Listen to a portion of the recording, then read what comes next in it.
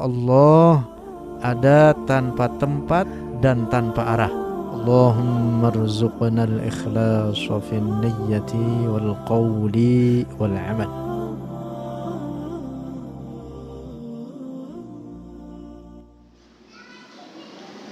Assalamualaikum warahmatullahi wabarakatuh.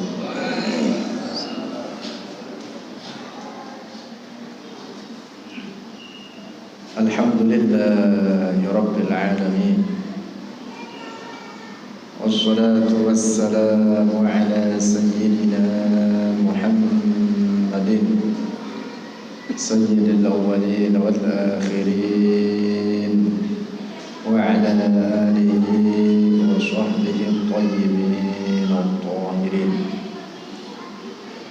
Allahumma la sahla illa ma ja'altahu سهلا وأنت تجعل الحزن يا حي يا قيوم إذا شئت سهلا.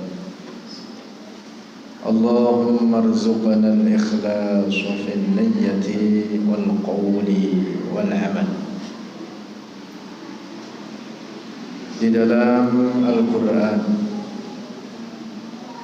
Allah subhanahu wa ta'ala berfirman setelah penyebutan nama-nama para nabi, Allah di akhir ayat menyatakan wa kullan faddalna 'alal 'alamin. Wa kullan, dan seluruhnya para nabi-nabi tersebut, faddalna, kami utamakan mereka, kata Allah, 'alal 'alamin, atas seluruh alam.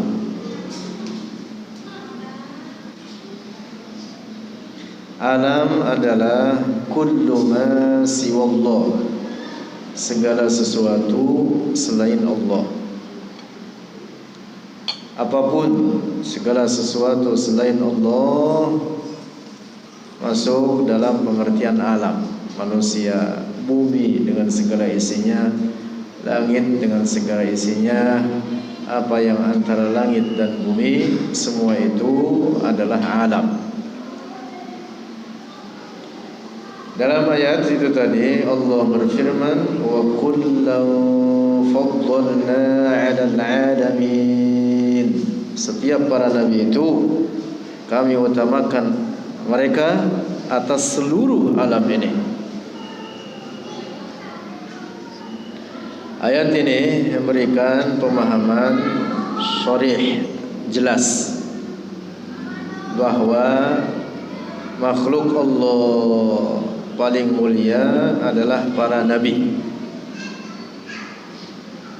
Para nabi lebih mulia dari segala apapun, dari seluruh makhluk Allah ini, bahkan lebih mulia daripada para malaikat, lebih mulia daripada dunia dengan segala isinya, lebih mulia daripada langit dengan segala isinya, juga lebih mulia daripada surga dengan segala isinya. Para nabi Allah, dengan dasar ayat ini. Kemudian para nabi Allah, derajat mereka bertingkat.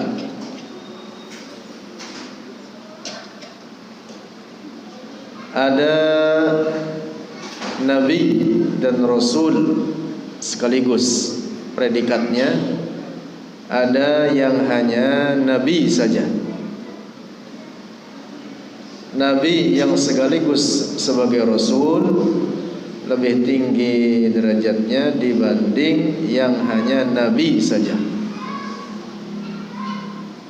Karena itu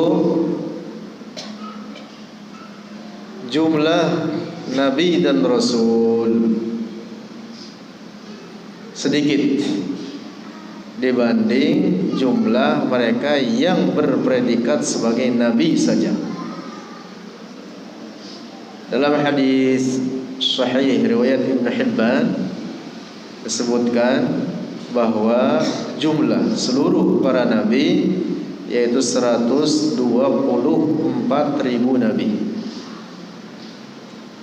124.000 nabi. Lalu dari jumlah tersebut sebanyak 313 selain sebagai nabi adalah juga sebagai rasul.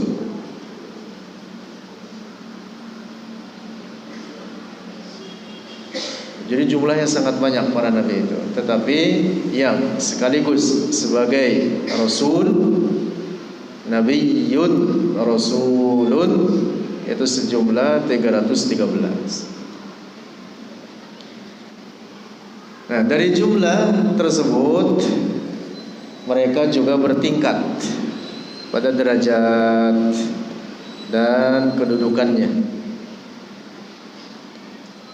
Ulul azmi lebih tinggi derajatnya dibanding yang lainnya.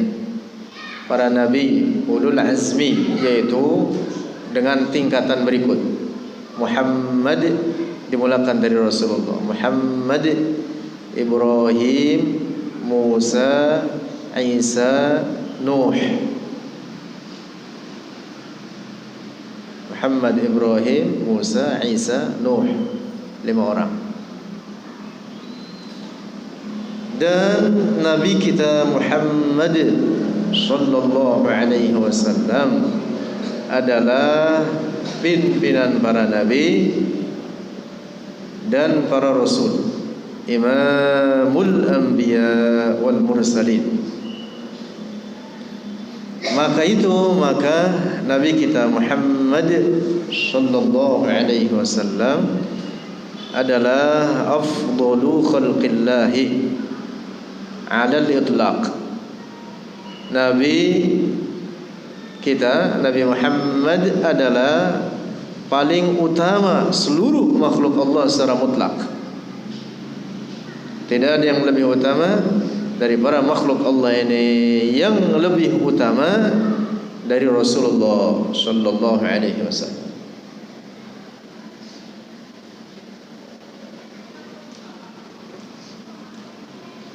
Karena itulah maka Syekh Ibrahim Al-Laqani dalam kitab namanya Jawharatut Tauhid, beliau mengatakan wa afdalul khalqi 'alal itlaqi nabiyyuna famil 'anish shiqaqi. Wa afdalul khalqi, dan paling utama makhluk Allah 'alal itlaqi secara mutlak, nabiyyuna yaitu nabi kita Muhammad sallallahu alaihi wasallam, famil 'anish shiqaqi, maka hindarkanlah dari perpecahan, perbedaan pendapat. Para ulama kita sepakat bahwa Rasulullah adalah afdalu khalqillah, bahwa Rasulullah makhluk Allah paling mulia lebih dari segala apapun, mutlak.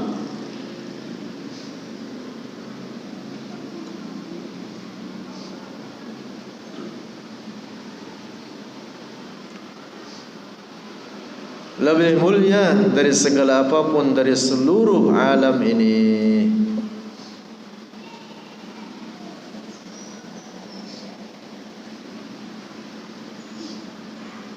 Afdalu khalqillah.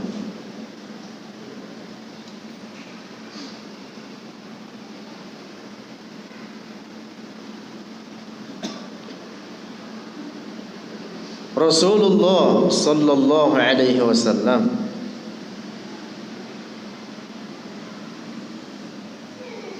disebut dengan an-ni'matul kubra, nikmat teragung bagi alam ini. Ada sebagian ulama menulis kitab dengan judul An-Ni'matul Kubra, nikmat teragung. lil alamin islami atau lil alam, lil alamin, bagi seluruh alamin.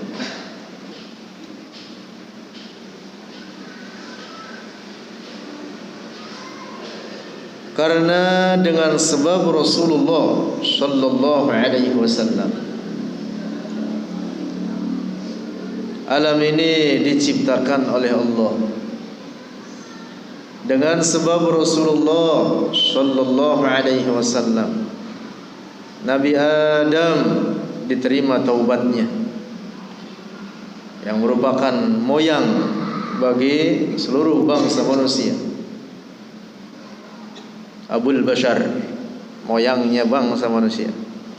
Dengan sebab Rasulullah sallallahu alaihi wasallam kita dijadikan orang-orang muslimin mukminin.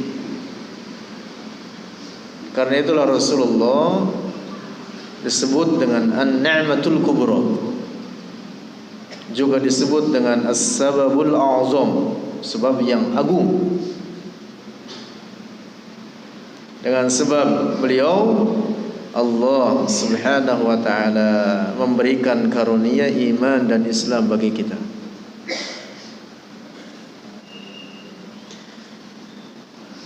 Rasulullah sallallahu alaihi wasallam di dalam beberapa hadis beliau sendiri mensyukuri hari kelahirannya.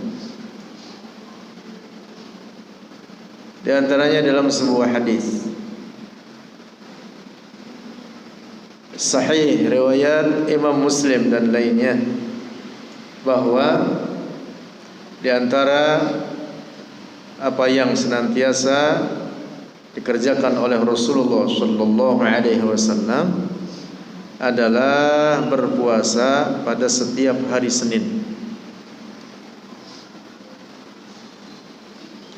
Dan ketika beberapa orang sahabat bertanya kepada beliau, "Wahai Rasulullah, mengapa engkau senantiasa berpuasa di hari Senin?" Apa jawab Rasulullah? Rasulullah menjawab, "Dzaka yaumun wulidtu fihi." Itu adalah hari aku dilahirkan padanya, atau di hari tersebut. Rasulullah sallallahu alaihi wasallam mensyukuri hari kelahirannya dengan cara berpuasa pada setiap hari Senin.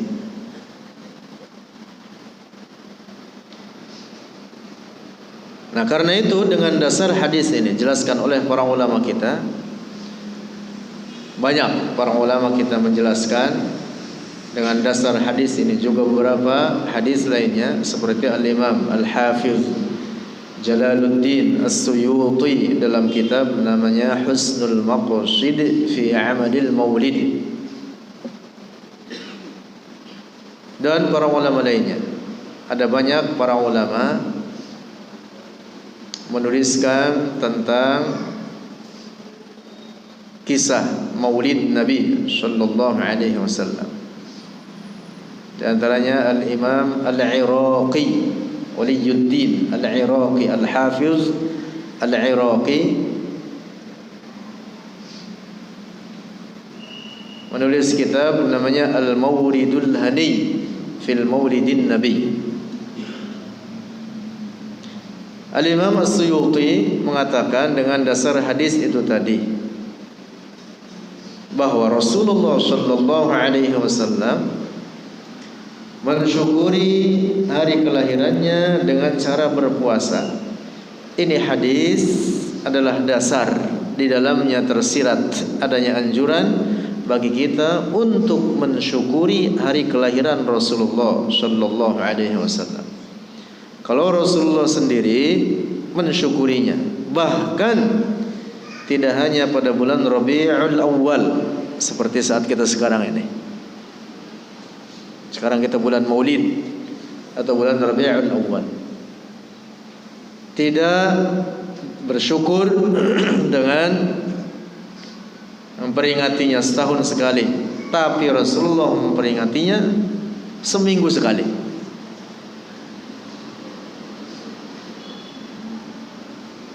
Puasanya beliau adalah syukran lillah, sebagai bentuk syukurnya, sukacitanya, terima kasihnya kepada Allah Subhanahu wa taala. Karena itu Rasulullah mengatakan, "Dzaka yaumun wulidtu fihi." Itu adalah hari, yaitu hari Senin, adalah hari di mana aku dilahirkan.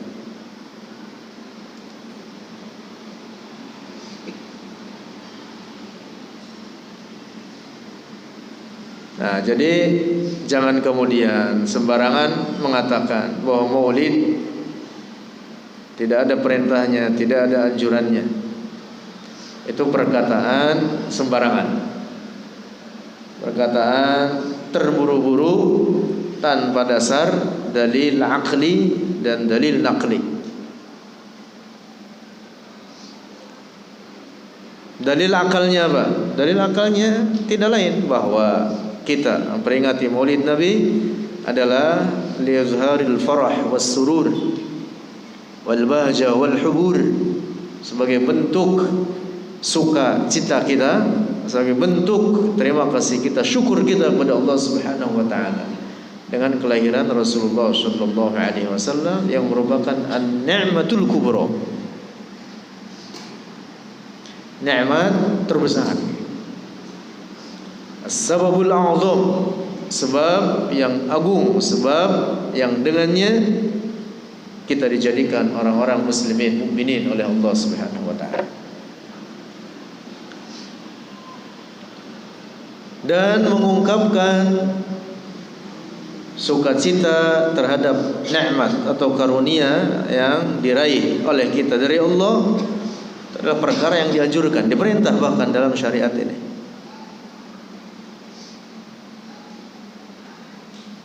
Dalam Al-Quran Allah berfirman, wa amma bi ni'mati rabbika fahaddits.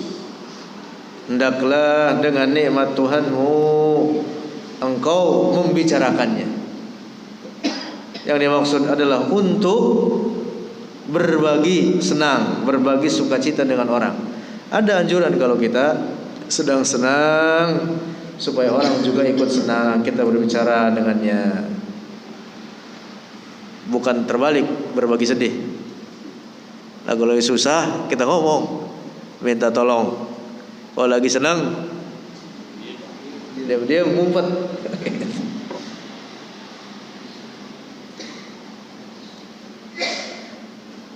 Tentu bukan untuk tujuan sombong, bukan untuk tujuan takabbur atau al-fakhr, bukan. Tetapi tujuan namanya tahaddusan bi ni'matillah, sebagai ungkapan syukur terhadap nikmat Allah. Alhamdulillah saya punya mobil baru. Nah, misalkan gitu.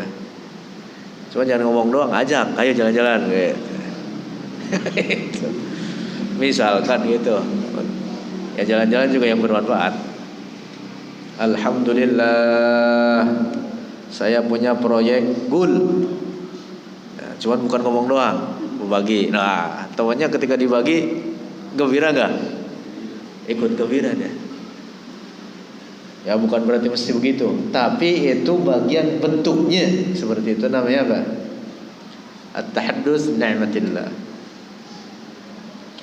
Dalam ayat lain Allah berfirman, qul bifadlillahi wa birahmatihi fabidzalika falyafrahu huwa khairum mimma yajma'un.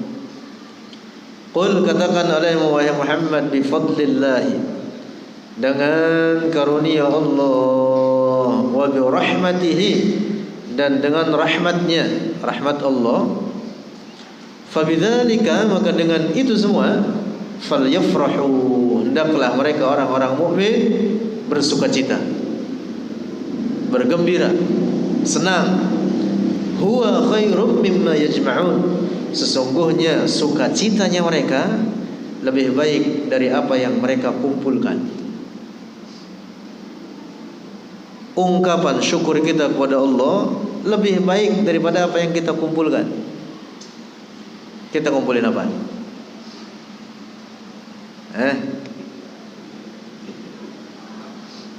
Ngumpulin apa kau? Ngumpulin duit.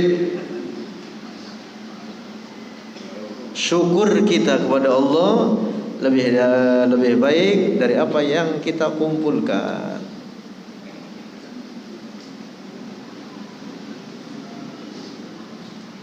Pendekatannya bukan kita menyerupakan Allah, bukan. Ketika saya memberi seseorang baju atau sarung, dia senang menerima hadiah dari saya. Dia pakai untuk sholat, dia pakai berangkat ke masjid untuk ibadah. Yang memberinya senang tidak? Yang memberinya senang tidak? Senang. Bukan nunggu tahun depan lagi dibagi, minggu besok dibeliin lagi. Kurang lebih begitu perumpamaannya atau pendekatannya. Senangnya dia menyenangkan kita. Coba kalau kita bagi, kemudian dia asam aja mulutnya, gak ada gembiranya. Kira-kira itu pemberian kita. Kita kasihin, kemudian geletakin aja gitu. Geletakin aja. Kira-kira yang ngasih kayak kita ini setengah hati apa enggak itu? Gua ambil lagi dah tuh. Sewot gitu. Pendekatan seperti itu bagi kita. Ketika kita memberi sesuatu, oleh dia dimanfaatkan dan dia bergembira dengan pemberian kita, kita ikut senang. Nah, di dalam Al-Quran Allah Subhanahu wa ta'ala berfirman, "Qul bi fadlillahi wa bi rahmatihi fabidzalika falyafrahu huwa khairum mimma yajma'un." Allah senang, Allah menyukai dari hambanya jika nampak pada hamba tersebut asar nikmatillah, bekas daripada nikmat Allah nampak terlihat. Pakaiannya bersih, rapi. Allah menyenangi dari hamba yang seperti itu. Ini punya duit, kagak pernah beli baju. Buat apaan duit? Makan tempe tahu doang, padahal duit ada. Bukan berarti berlebih-lebihan pada makanan. Berlebih-lebihan gak boleh, haram. Tapi yang dimaksud, pergunakan nikmat Allah. Misalkan punya mobil, itu mobil kagak pernah dipakai, sayang betul, kesono kemari naik gojek aja. Ya, takut lecet misalkan gitu. Pakai mobil. Saya ingat betul guru saya, kamu punya mobil ngapa nggak dipakai? Pakai mobil, kata begitu. Pakai mobil. Kamu punya motor, pakai motor. Jangan nyiksa diri ke sono kemari. Kurang lebih seperti itu. Jadi apa yang dikaruniakan oleh Allah kita nikmati dan kita syukuri. Kembali lagi, Rasulullah sallallahu alaihi wasallam adalah an-ni'matul kubra, nikmat teragung bagi kita. Tidak ada nikmat yang lebih agung daripada kelahiran Rasulullah sallallahu alaihi wasallam. Maka sungguhnya peringatan Maulid Nabi itu adalah bentuk ungkapan sukacita kita dengan kelahiran Rasulullah sallallahu alaihi wasallam. Ini dasarnya dalam Al-Quran, dalam hadis.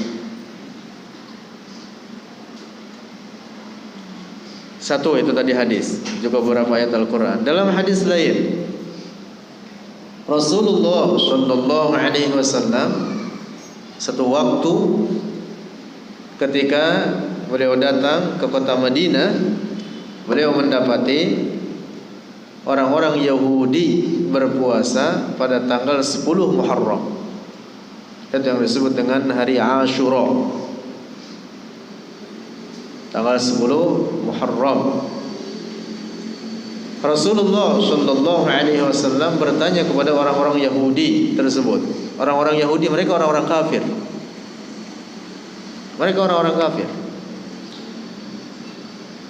Rasulullah menanyakan, mengapa kalian berpuasa pada tanggal 10 Muharram ini? Orang-orang Yahudi menjawab, "Dzaka yaumun najjallahu fihi Musa min Fir'aun." Itu adalah hari Allah menyelamatkan Musa, nabi kami, kata mereka, dari kejahatan Fir'aun. Orang-orang Yahudi atau Bani Israel, keturunan dari Nabi Ishaq, keturunan dari Nabi Ya'qub. Nabi Ishaq punya anak Nabi Ya'qub. Nama lain dari Nabi Ya'qub adalah Israel. Keturunannya disebutlah dengan Bani Israel. Ada di kalangan mereka itu ada banyak Nabi Allah yang diutus, kalangan Bani Israel ini. Seperti di antaranya Nabi Musa, Nabi Isa, Nabi Yusuf, dan banyak lain. Bahkan dari jumlah para nabi yang 124.000 nabi itu, lebih banyak yang diutus di kalangan Bani Israel dibanding dengan yang diutus di kalangan keturunan Nabi Ismail. Nabi Ismail menurunkan orang-orang Arab sekarang, atau diantaranya orang-orang Arab, tidak semua orang Arab. Yang diantaranya adalah Nabi kita Muhammad Sallallahu Alaihi Wasallam. Termasuk yang ada di wilayah Palestina, orang-orang Arab yang ada di Palestina banyak orang-orang Arab. Pongkolnya ke atasnya adalah keturunan Nabi Ismail. Sebenarnya pokoknya satu, Nabi Ibrahim. Orang-orang Bani Israel, seorang Arab, nggak pernah akur. Dalam sejarah itu begitu sebutkan. Ya kecuali mereka yang beriman. Di kalangan Bani Israel banyak orang yang beriman. Di zaman Nabi Musa, di zaman Nabi Isa, banyak orang-orang beriman. Nabi Musa membawa kaumnya menyeberangi lautan dengan mereka yang beriman. Orang-orang mukmin, orang-orang muslim, sama seperti kita. Kembali lagi, orang-orang Yahudi ketika ditanya oleh Rasulullah Shallallahu Alaihi Wasallam, mengapa kalian berpuasa di tanggal 10 Muharram ini? Mereka menjawab, ini adalah hari di mana Allah menyelamatkan Musa dari kejahatan Fir'aun. Kata mereka, dan kami berpuasa pada tanggal ini adalah sebagai bentuk syukur, bentuk terima kasih dan sukacita kami atas keselamatan Nabi Musa tersebut dari kejahatan Fir'aun. Apa kata Rasulullah? Rasulullah bersabda, nahnu awla bi Musa minkum. Kami lebih berhak untuk mensyukuri keselamatan Nabi Musa dibanding kalian. Rasulullah Sallallahu Alaihi Wasallam Imamul Anbiya wal Mursalin, pimpinan para nabi dan para rasul. Lebih tinggi Rasulullah derajatnya dibanding Nabi Musa. Tapi begitu apa? Beliau hendak mensyukuri keselamatan Nabi Musa. Lihat, mensyukuri sama dengan memperingati. Memperingati itu artinya untuk bersyukur. Kalau bapak punya anak bikin ulang tahun, memperingati ulang tahun anak saya, apa isinya? Sebagai ungkapan apa? Syukur, sukacita. Rasulullah memperingati, mensyukuri, bersukacita dengan keselamatan Nabi Musa dengan hendak berpuasa pada tanggal 10 Muharram. Karena itu Rasulullah mengatakan, saya akan berpuasa pada 10 Muharram ini, dan juga saya akan berpuasa pada tanggal 9-nya, supaya berbeda dengan orang-orang Yahudi. Rasulullah menganjurkan kepada para sahabatnya untuk berpuasa tanggal 10 Muharram dengan tanpa diwajibkan. karena ini bukan puasa wajib. Tapi Rasulullah menganjurkan itu. Rasulullah mengatakan, lain baqaitu ilal qabil la sumanna tasi'ah. Seandainya saya hidup sampai tahun depan, saya akan berpuasa pada tanggal 10 Muharram ini, juga akan berpuasa pada tanggal 9-nya untuk memperingati syukur terhadap keselamatan Nabi Musa alaihissalam. Al-Imam Jalaluddin As-Suyuti dalam kitab itu tadi namanya Husnul Maqsid fi Amalil Maulid mengatakan ini adalah unsur dari adanya anjuran untuk memperingati Maulid Nabi sallallahu alaihi wasallam. Akarnya, ini dia akarnya. Kalau Rasulullah saja mensyukuri keselamatan Nabi Musa, maka kita sebagai umat Rasulullah sudah sepatutnya, sudah selayaknya memperingati kelahiran Rasulullah sallallahu alaihi wasallam. Yang padahal dengan sebab Rasulullah kita dijadikan muslimin mukminin oleh Allah. Karena itulah Rasulullah disebut dengan as-sababul a'zam atau an-ni'matul kubra. Nah, dapat dipahami nih. Ini karena bulan Maulid kita ini. Kalau ceramah Maulid isinya ngelawak mulu. Biar beneran dikit ini. Insyaallah banyak. Insyaallah banyak. Dalam hadis lain Rasulullah sallallahu alaihi wasallam diriwayatkan bahwa beliau aqqa an nafsihi fil arba'in min umrihi. Rasulullah membuat akikah bagi dirinya sendiri pada umur 40 tahun. Setelah beliau menginjak umur 40 tahun, umur di mana seseorang telah mencapai kedewasaannya, kematangannya, dan bahkan Rasulullah diangkat menjadi nabi dan rasul pada umur 40 tahun ini. Aqqa an nafsi, membuat akikah bagi dirinya sendiri. Padahal Rasulullah sudah diakikahkan oleh kakeknya di hari ke-7 dari kelahirannya, oleh yaitu Abdul Muttalib, kakeknya Rasulullah sallallahu alaihi wasallam. Akikah itu isinya apa? Untuk mengungkapkan rasa sukacita. Makanya dianjurkan untuk bikin apa? Walimah. Anaknya laki-laki potongin kambing 2, anaknya perempuan potongin kambing 1.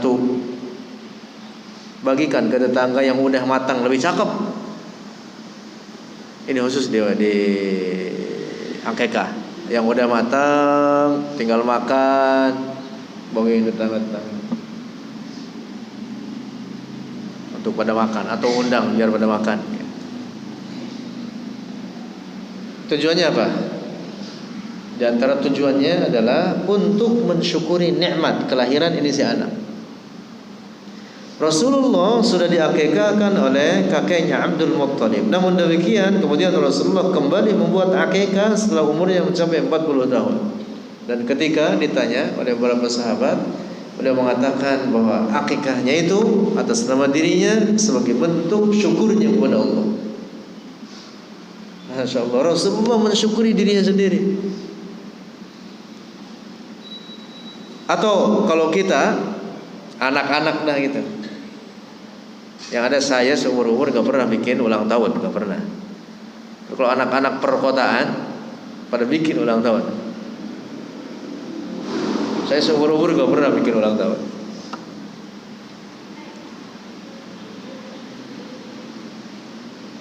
Kita ketika atau siapa yang membuat ulang tahun bagi anaknya, tujuannya apa?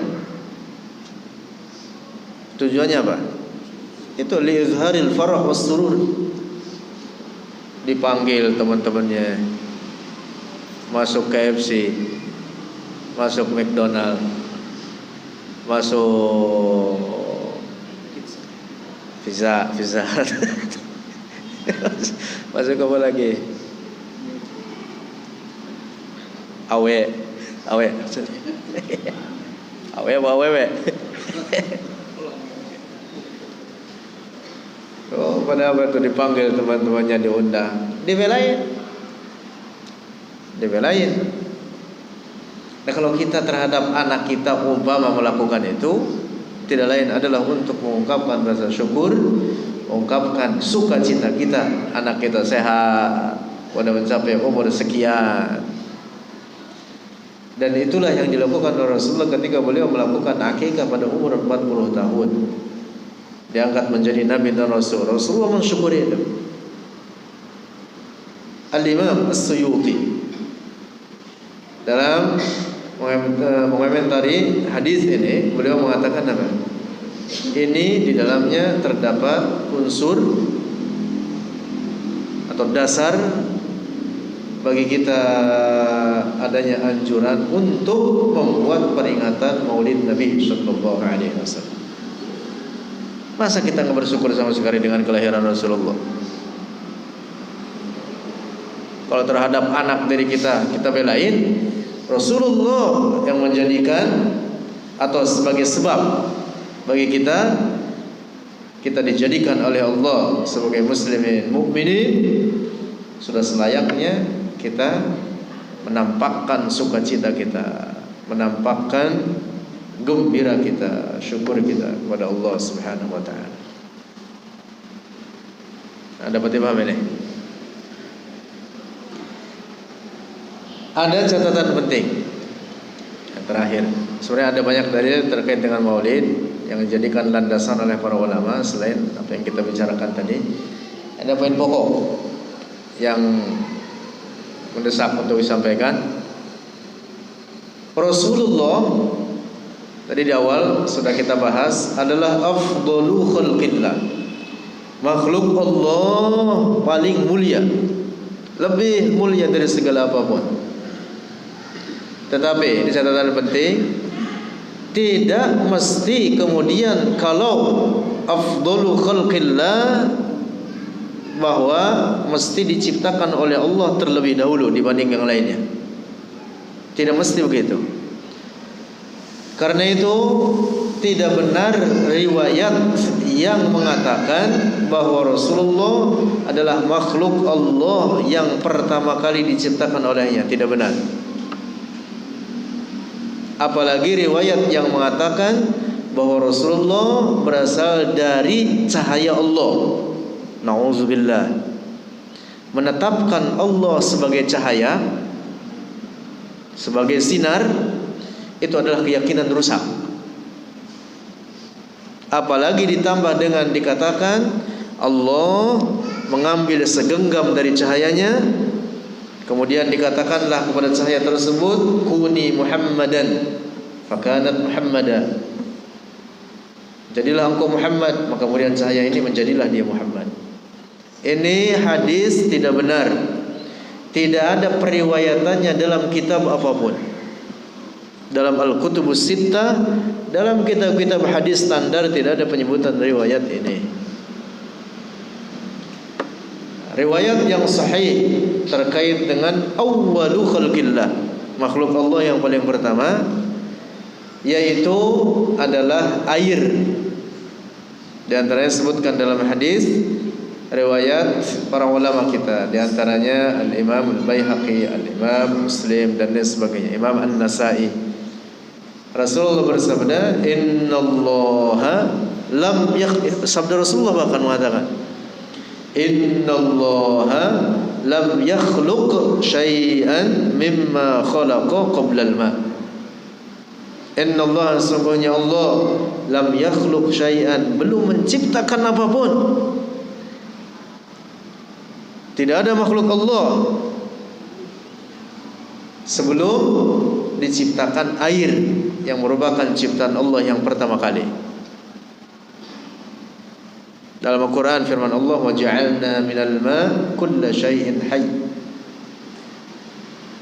Dalam hadis sahih riwayat Imam Bukhari, Rasulullah bersabda, kana Allahu wa lam yakun syai'un ghairuhu wa kana 'arshuhu 'alal ma'. Ada banyak hadis-hadis lain menetapkan bahwa air adalah makhluk pertama kali yang diciptakan oleh Allah. Air ini terletak di atas langit ketujuh, di bawah arsy. Arsy adalah makhluk Allah paling besar bentuknya, memiliki 4 tiang. Di bawah arsy ada surga, dan surga itu langit-langitnya adalah arsy. Juga di bawah arsy ada air. Air inilah yang pertama kali diciptakan oleh Allah. Baru kemudian arsy. Catatan penting, arsy tidak boleh diyakini sebagai tempat Allah. Nauzubillah. Sebagian orang-orang Wahabi dalam hal ini, mereka mengatakan Allah bersemayam di atas arsy. Bahkan mereka mengatakan duduk, bertempat. Nauzubillah, itu keyakinan rusak. Arsy makhluk Allah. Allah tidak bertempat pada ciptaannya. Keyakinan yang benar, Allah ada tanpa tempat dan tanpa arah. Allah yang menciptakan tempat, Allah yang menciptakan arah, maka Allah tidak membutuhkan, tidak terikat oleh ciptaannya tersebut. Ada berarti paham ini? Nah, karena itu dengan dasar hadis-hadis ini, para ulama kita menetapkan bahwa makhluk yang pertama kali diciptakan oleh Allah adalah air, baru kemudian arsy. Ada banyak dalil terkait ini. Makhluk Allah yang paling utama adalah Nabi kita, Nabi Muhammad. Nah, keutamaan itu tidak mesti diciptakan duluan. Dan yang diciptakan duluan tidak mesti lebih utama dari yang diciptakan belakangan. Iblis dengan Nabi Adam, siapa yang duluan diciptakan? Iblis. Jauh ribuan tahun sebelum penciptaan Nabi Adam. Bahkan iblis tinggal di surga. Iblis itu satu, bukan banyak, satu. Iblis tinggal di surga. Dulu ketika di surga namanya Azazil. Azazil bergaul dengan malaikat. Bahkan alim, dalam beberapa riwayat sebutkan ngajarin malaikat. Azazil ini. Tapi dia bukan dari bangsa malaikat, tapi dari bangsa jin. Dalam Quran disebutkan kana minal jinni fafasaqu an amri rabbih, kana minal jin. Dia dari bangsa jin. Jadi iblis ini makhluk yang alim. Tapi kemudian dia durhaka kepada Allah. Dia merasa lebih baik, takabbur, sehingga tidak mau taat terhadap perintah Allah. Penciptaan Nabi Adam jauh belakangan setelah itu. Setelah lama iblis tinggal di surga. Dan bahkan Nabi Adam adalah makhluk yang pertama kali diciptakan, makhluk yang terakhir diciptakan setelah makhluk-makhluk lainnya. Nabi Adam alaihi salam. Setelah para malaikat diciptakan, baru kemudian Nabi Adam. Mana yang lebih utama? Iblis atau Nabi Adam? Nabi Adam. Apa kemudian karena iblis duluan diciptakan, lalu dia lebih utama dari Nabi Adam? Enggak. Nabi Adam lebih utama daripada iblis. Bahkan Nabi Adam lebih utama daripada para malaikat. Begitu. Rasulullah penutup para nabi, khatamul anbiya wal mursalin. Penutup para nabi dan rasul. Bukan berarti bahwa Rasulullah walaupun datangnya belakangan, bahwa yang duluan lebih utama dari Rasulullah. Tidak. Rasulullah adalah imamul anbiya wal mursalin, pimpinan para nabi dan para rasul, datangnya belakangan. Setelah para nabi seluruhnya datang, Rasulullah adalah penutupnya. yang setelahnya tidak ada lagi Nabi dan Rasul. Tidak ada Nabi setelah Rasulullah. Tapi begitu Rasulullah, yang walaupun penutup, beliau adalah imamul anbiya wal mursalin, pimpinan para Nabi dan Rasul. Nah, jadi tidak benar pernyataan sebagian orang yang menetapkan bahwa Rasulullah berasal dari cahaya Allah. Nauzubillah. Allah bukan sinar, Allah bukan cahaya. Apalagi kalau dikatakan dibagi segenggam atau diambil segenggam dari cahaya tersebut untuk dijadikan Nabi Muhammad. Nauzubillah. Ini pemahaman yang rusak. Para ulama ahli hadis, tidak ada satupun dari mereka yang menetapkan kebenaran hadis ini. Dan ini bukan hadis, karena ini sebenarnya adalah hadis maudhu'. Hadis maudhu' itu sebenarnya bukan hadis.